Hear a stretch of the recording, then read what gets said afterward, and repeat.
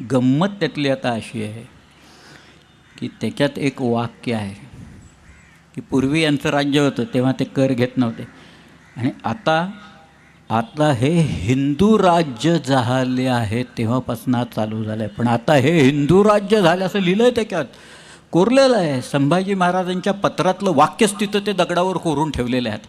म्हणजे आता तर सगळेच प्रश्न मिटले सगळ्या ह्याच्यातले. धर्म कुठला आहे आणि काय आहे सांगायला स्वतः संभाजीराजे सांगतायत की बाबा आता हे हिंदू राज्य झालेलं आहे त्या सगळ्या. ही धारणा महत्त्वाची.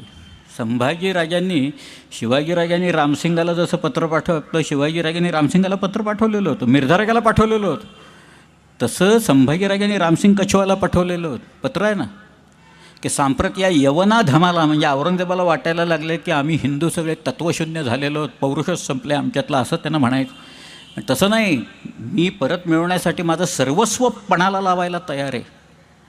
त्याच्यातही शब्द आहे त्या पत्रात त्या सगळ्या ह्याच्यात.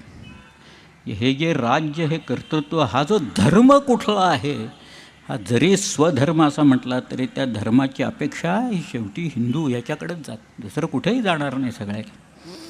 एक मला खूप लोक विचारतात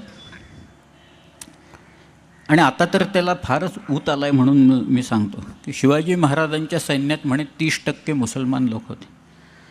म्हटलं शिवाजी महाराजांनी सैन्याची जातवार शिरगंटीन मोजदात केली होती का? आधार कार्ड वगैरे दिलं होतं का त्यांना? म्हटलं असं काही आहे का कुठे? एकदा बा कसली मोजदात आणि कसलं काय कुठे? म्हटलं मी तुम्हाला एक 10 नावं सांगतो, 11वं नाव तुम्ही मला सांगा सगळ्या.